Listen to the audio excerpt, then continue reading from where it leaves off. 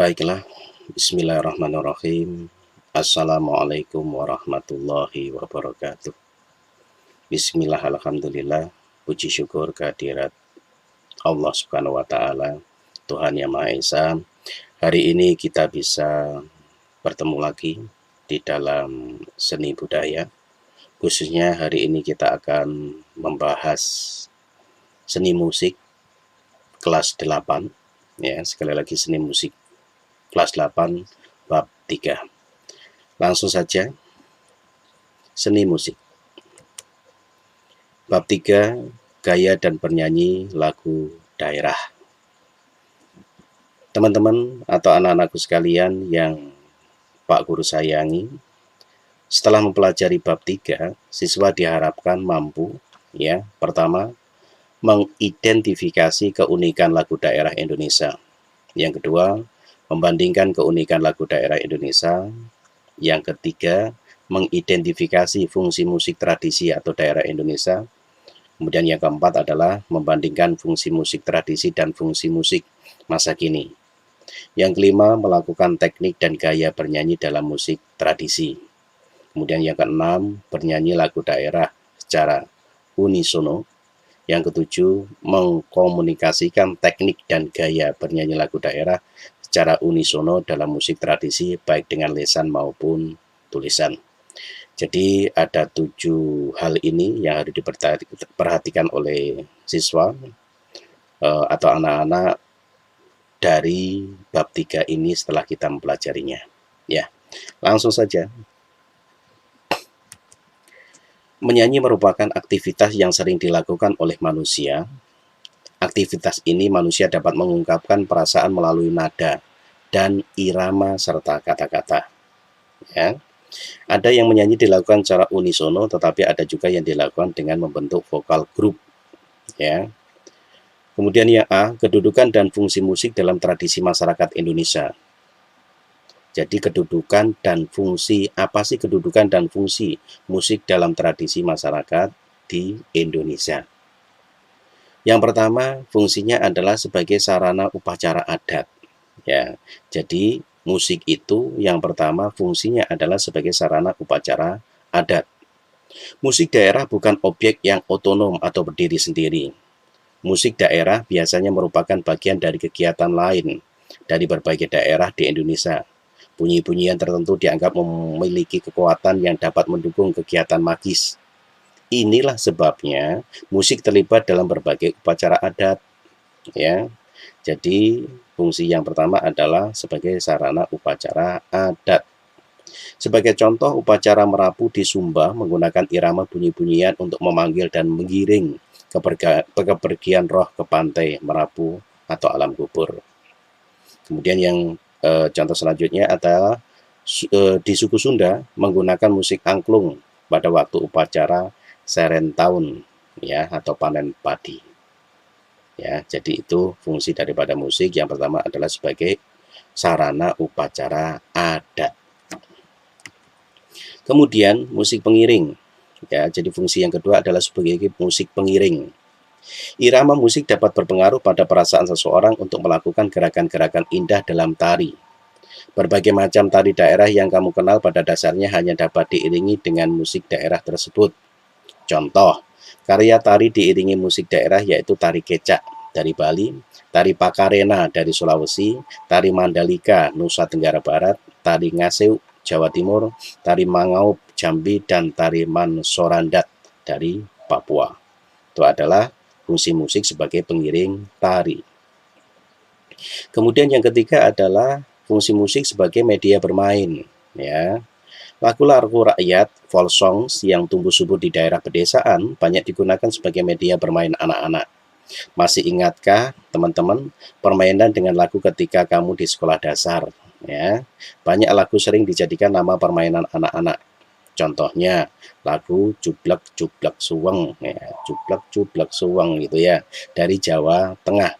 Ampar-ampar pisang dari Kalimantan, ambil-ambilan dari Jawa Barat, tanduk majeng dari Madura, sang bangau dan pok amame dari Betawi. Ya, itu tadi. Jadi musik adalah sebagai media bermain. Ya, oke. Selanjutnya yang keempat, fungsi keempat musik adalah media penerangan, ya. Lagu-lagu dalam iklan layanan masyarakat merupakan contoh fungsi musik sebagai media penerangan. Lagu sebagai media penerangan misalnya berisi tentang pelestarian lingkungan dan adat istiadat, ya. Jadi sekali lagi untuk penerangan ini fungsinya semacam mempromosikan, ya, mempromosikan sesuatu. Pada masyarakat modern, lagu sebagai media penerangan bisa berisi tentang pemilu, ya. Jadi di sini adalah penerangan tentang pemilu, mempromosikan tentang pemilu, keluarga berencana dan ibu hamil, penyakit AIDS dan lain sebagainya. Selain dalam iklan layanan masyarakat, lagu-lagu yang bernapaskan agama juga menjadi media penerangan, ya, sebagai syiar gitu ya. Ada musik qasidah, terbangan, zibin dengan syair-syair lagu dari Al-Qur'an. Itu adalah fungsi musik sebagai apa? Penerangan, media penerangan. Baik. Kemudian teknik dan gaya bernyanyi dalam musik tradisi. Ya, tekniknya bagaimana? Ya, kan seperti itu. Di kelas 7 dulu kita telah mempelajari teknik vokal. Kamu telah belajar teknik penapasan perut, penapasan diafragma, tentang posisi dan sikap badan dalam bernyanyi. Kemungkin kamu bingung melihat penampilan penyanyi musik tradisi berpakaian ketat. Ya, jadi saat mana kita melihat musik modern sama musik apa istilahnya tradisi, kita akan sedikit berbeda gitu ya. Bahkan pakai seperti apa, stagen ya, tahu stagen ya. Stagen ini adalah dipakai para pesinden, ya. Bernyanyi dengan posisi bersimpuh tetapi suaranya terdengar merdu, ya. Jadi sinden itu pakai stagen tapi suaranya masih menarik. Hal ini sesuai dengan bahasa bahwa banyak jalan menuju Roma. Artinya kita bermain musik atau bermain vokal itu banyak caranya. Masyarakat dan suku bangsa asli Papua menari sekaligus bernyanyi dan bermain dengan tifa, yaitu alat musik pukul dengan sumber bunyi. Membran alat musik gendang masyarakat Papua dalam kelompok stamina mereka tetap terjaga.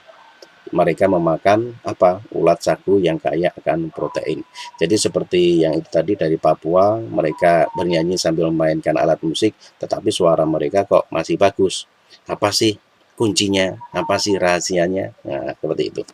Nah, rahasianya adalah nanti kita akan kupas. Nah, di sini kita gambarkan dulu. Ini tahu ini apa? Ya, ini adalah pesinden ya. Dari Jawa itu ya, dari Sunda itu juga ada pesinden seperti ini. Terus kemudian yang ini tadi yang kita bicarakan ini adalah dari Papua dengan membawa alat musik tifanya. Ya. Pertanyaannya, mengapa terjadi perbedaan cara bernyanyi musik tradisi dengan musik modern? Ya. Kedua, mengapa pesinden pernapasannya baik meskipun menggunakan staken ikat pinggang? Ya, di sini itu ada semacam staken di pinggangnya ya. Yang ketat tapi suaranya tetap terdengar baik dan merdu. Bahkan suaranya panjang ya. Baik. Apa rahasianya? Nah, apakah teknik bernyanyi musik tradisi di masyarakat Sunda, Jawa, dan Bali berbeda? Musik vokal dalam musik tradisi di Indonesia amat beragam. Pada masyarakat Sunda di Cianjur dikenal dengan sebutan mamaos atau mamaco. Mamaos adalah tembang yang telah lama dikenal jauh sebelum Indonesia merdeka. Pada awalnya mamaos dinyanyikan kalangan kaum laki-laki. Namun, selanjutnya mamaos juga dinyanyikan oleh kaum perempuan. Banyak kalangan perempuan yang terkenal dalam menyanyikan mamaos seperti Raden Siti Syarah, Raden Anah Ruhana, Ibu Imong, Ibu Ooh, Ibu Resna, dan Nyi Mas Saudah. Bahan mamaos berasal dari berbagai jenis suara Sunda seperti pantun, beluk, mamaco. Pada suku bangsa Jawa ada macopat. Mamaos pantun sering disebut pepantunan. Ada pupuh yang sering dikenal dengan tembang.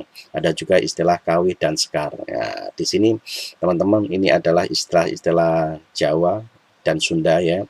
Jadi sebenarnya kalau kita hanya mau memperdalam ini ada sekolahnya khusus. Mudah-mudahan di sini ada yang tertarik untuk mendalaminya ya. Baik, penyanyi musik tradisi amat memperhatikan kesehatan badan dengan mengkonsumsi jamu tradisional. Oh, itu kuncinya.